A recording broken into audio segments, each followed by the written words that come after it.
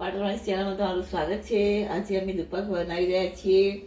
એના માટે મેં દૂધ મૂક્યું છે તપેલામાં, અને આ કાજુ, બદામ, પિસ્તા, ચારોળી, કેસર, ઇલાયચી બધું લીધું છે।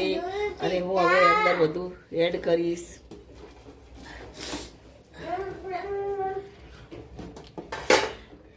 અને હવે આને ઘટ એકદમ ઘટ થવા દઈશું। જો દેખો અમે કેસરને નાખ્યું છે તો કેવો એનો કલર સરસ આવ્યો છે।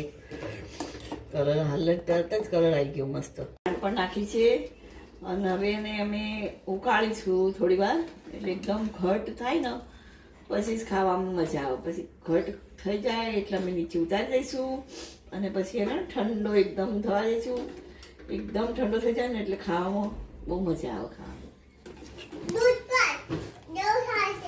સારું, હવે આ દૂધપાક તૈયાર થઈ જવા આવ્યો છે। જે મારું દૂધ હતું એનું અડધું થઈ ગયું છે, અને ઘટ જો કેવો સરસ થઈ ગયો છે, એટલે તૈયાર થઈ ગયો છે।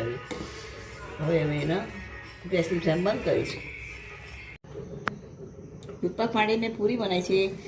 જો મેં એક રોટલી વણીને એનો 4 કટ કરી અને તળી નાખી, એવી રીતે પૂરી બનાવી છે। કેવી સરસ બની છે, જુઓ। ચલો જમવા।